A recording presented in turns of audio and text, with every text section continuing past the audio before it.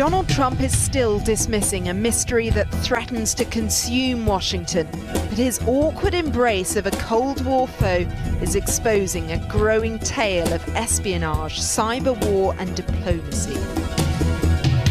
This looks far worse than the Watergate scandal. Trump may have won the presidency, but he can't seem to escape Vladimir Putin's shadow. It's already engulfed some of his team, and the scandal keeps widening.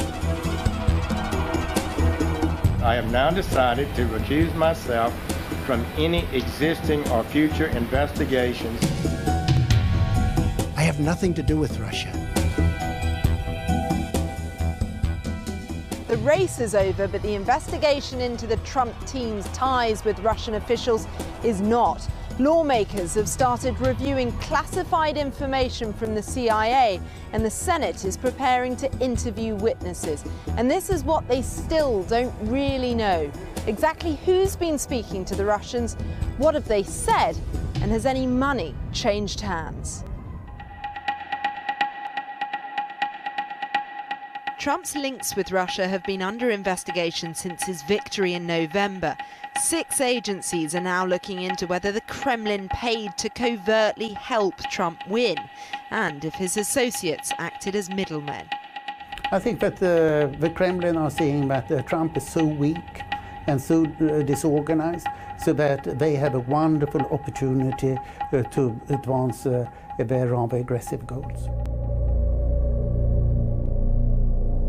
17 agencies have already concluded Russia tried to interfere with the presidential election. Barack Obama expelled 35 Russian diplomats. It was punishment for an unprecedented hack of the Democratic National Committee that saw data stolen and thousands of emails leaked. And within minutes, it sort of lit up like an alarm system, showing us that there were 2 separate intruders inside the DNC. The firm that found the evidence, CrowdStrike, identified the culprits as Cozy Bear and Fancy Bear. Dmitry Alperovich has been asked to testify at the first public hearing into Russia's reported meddling later this month, and he believes they're still at it. I think that you have to assume that both parties are being targeted. It would be, frankly, shocking to me if the Russians weren't trying to collect information from both sides of the political spectrum. You're talking about professional intelligence agents. In the case of the Fancy Bear, military intelligence agency. So you have to assume that there are thousands of people that are working on these operations, sitting behind their desks in offices. In the case of Fancy Bear, probably in uniforms, military uniforms. They're conducting this day in, day out. But the hacking was just the beginning. Former MI6 agent Christopher Steele compiled an explosive dossier that claimed Trump, his organization and campaign had an extensive relationship with the Kremlin. Democrats now want him to testify, yet Trump is outraged at what's already been made public. I think it was disgraceful that the intelligence agencies allowed any information that turned out to be so false and fake out. I think it's a disgrace. And I say that, and that's something that Nazi Germany would have done and did do.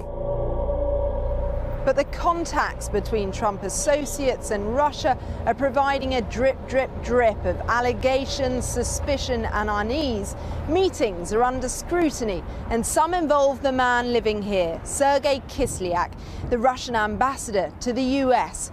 He's a career diplomat described as a low-profile operator.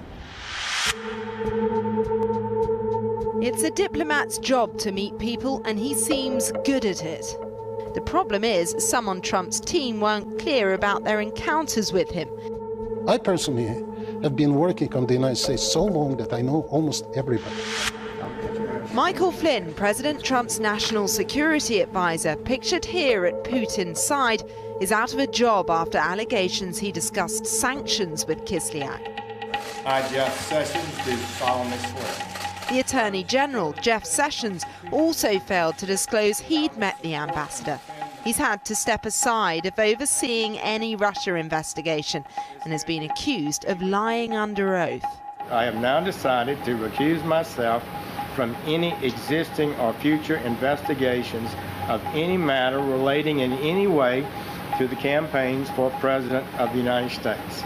The Inspector General of the Department of Justice must immediately begin an investigation into the Attorney General's involvement in this matter thus far, to discover if the investigation has already been compromised.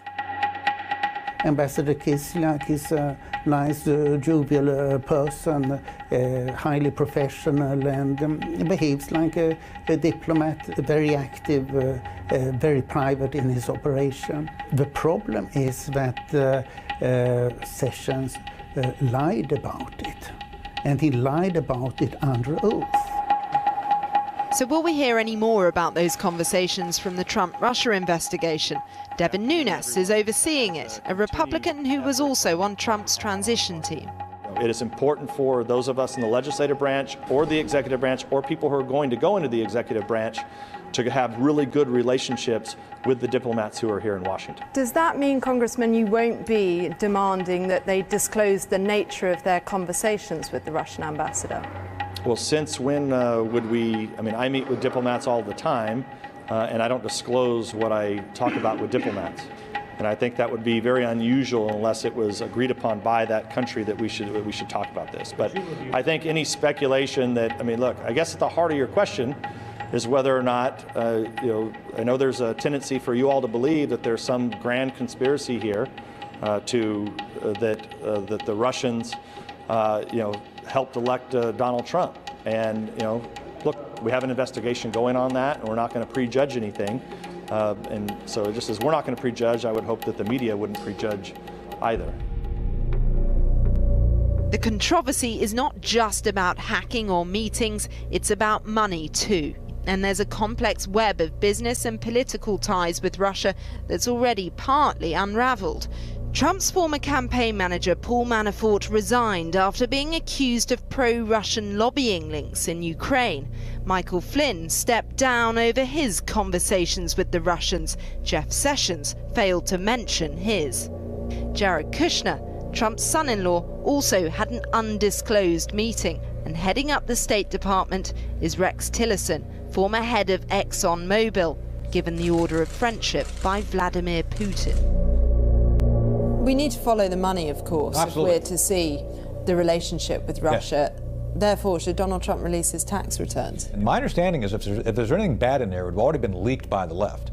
Apparently, there's nothing significant in there that I've been told of. And it's up to Mr. Trump. It's one of those, it's a political decision. One decision Trump will welcome, the Intelligence Committee choosing to formally investigate his unsubstantiated claim that Barack Obama authorized a court order to wiretap Trump Tower. That's despite this denial from the former National Director of Intelligence.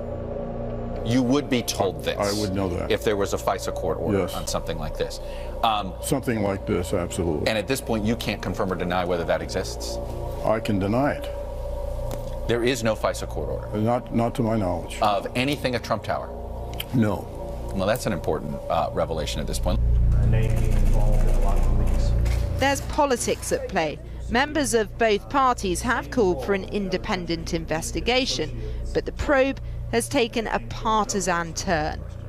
You've said you want to avoid a witch hunt. Are you already downplaying the issue and the outcome of this investigation? No, we're trying to get as many of the facts as possible. What we're announcing today is the fact that we're going to have an open hearing, and we're inviting people who obviously would have some information as it relates to this investigation. You've really got to find people who are committed to the facts and resolution of the investigative process in a way that is fair and balanced, and would be whatever they come up with can be disclosed to the public. Why are you so convinced that Putin didn't interfere with the US election to help Donald Trump? I don't think Putin had a grand design for one candidate or the other. I think they just wanted to cause mischief. It has, though, raised questions and doubts whether or not Donald Trump or his team have done anything wrong. His willingness to make an enemy a friend has created a political distraction that could be toxic.